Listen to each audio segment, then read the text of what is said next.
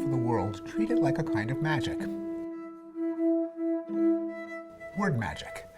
We all are victims of the illusion that words can impinge on the world and impinge on our souls.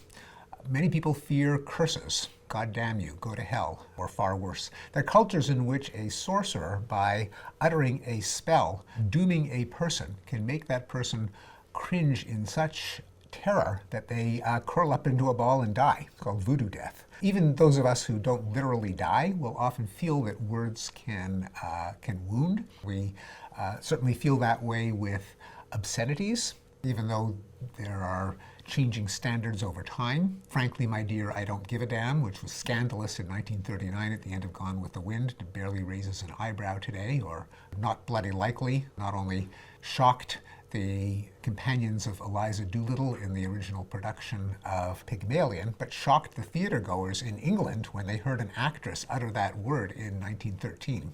In the film version, My Fair Lady, they had to change it to Move Your Bloomin' Arse at a racetrack to convey the same level of shock.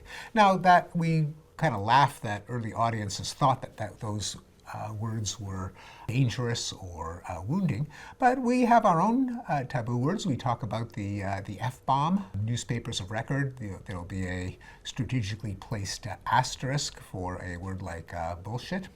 And there are some words that even today, in an era where you might think anything goes, are considered so dangerous, so injurious, so harmful, that no one will utter them. In particular, the so-called N-word, a racial epithet that even if you're having a linguistic discussion on words, you had better not utter that particular combination of sounds. We all are sometimes wary of what we say, as if God might be listening. Almost no one, say in a car trip, would say, well, gee, nothing has gone wrong so far. Isn't that great? And you'd say, oh my God, knock wood, as if somehow someone is listening and the mere uttering of the words can bring on misfortune.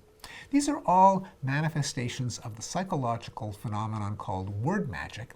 And one of the first things you learn when you consider language is the concept of the arbitrariness of the sign. That really, words don't have magical powers. There's nothing that you can bring about in the world just by having a sound escape your lips. It's just a convention. Everyone in a community tacitly agrees that a particular sound is going to go with a particular concept, a particular meaning. But the intuition of word magic is deep. I think it comes from the fact that language is so automatic that words bring about an emotion, an idea, faster than we can think through the underlying processes, so it feels like magic. And one of the questions that I've always been interested in is how does word magic work? Hate to interrupt. Wouldn't you prefer uninterrupted indulgence? Head to findqualia.com to access the entire series by the genius Steven Pinker, completely ad-free. I've explored the linguistics of taboo language, including swearing and racial epithets. My lecture on the 7 words you can never say on television, to borrow the title of an old comedy routine by George Carlin, never fails to get a reaction out of audiences. I even got in trouble once in going through a list of the words and including the N-word by even mentioning it in the context of a linguistic discussion was considered to be offensive. One question you can ask is, when do kids outgrow word magic, to the extent they do, which is not completely for any of us? And with a student of mine a long time ago, Tamar Rosenblum, we asked the question, are kids subject to word magic, and how do they outgrow it? This came from an old phenomenon discovered by the great Swiss child psychologist Jean Piaget, who found that if you ask kids the questions like, is caterpillar a big animal or a small animal, they'll often say a big animal because the word caterpillar is big. Or could we call this dog a horse? And kids would say no. And you'd say, why not? Well, it's got 4 legs and it barks. They think of the word dog as one of the attributes of a dog rather than as an arbitrary label. Now, there were suspicions that one of the things that can get kids to realize that words are just words, not part of the object, is if the child is bilingual. because if a child grows up with two languages, and some people call it dog and other people call it chien or kelev or hund, then that is a clue that the word is not part of the object, but it's just something that people say in talking about the object. So Rosenblum and I looked at kids who are monolingual and bilingual, and we asked them questions like, could you call this table a dog? Why or why not?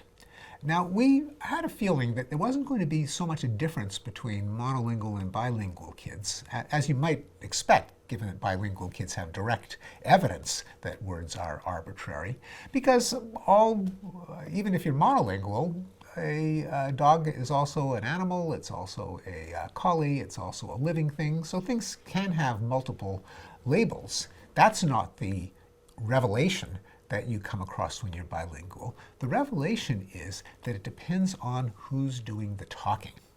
And so we thought that kids' answers to the question, why or why not, would be more informative than what answer they gave. And this, by the way, comes right out of the book of Jean Piaget, that by asking kids the rationale for their answers, you get more insight as to what goes on in their heads than whether they're right or wrong. So we asked kids, can you call this dog a table? Sometimes can you call this dog a shig?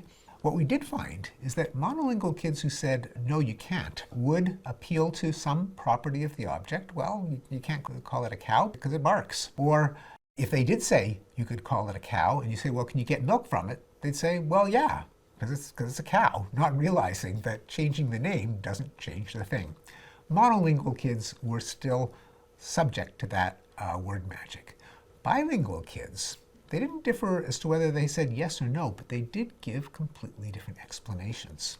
For the kids who said, no, you can't call a dog a cow, why? They'd say, well, no one will know what you're talking about. The kids in the other classroom will get all confused. Or if they say, yes, you can, and you say why, and they said, well, we're playing a game, and that's what we're doing right now. So they really were insightful. They were engaging in what is sometimes called meta-linguistic ability, that is, knowledge about language as an object of thought and contemplation. And that's one of the gifts of being bilingual. You outgrow your word magic, you realize that words are conventional social labels.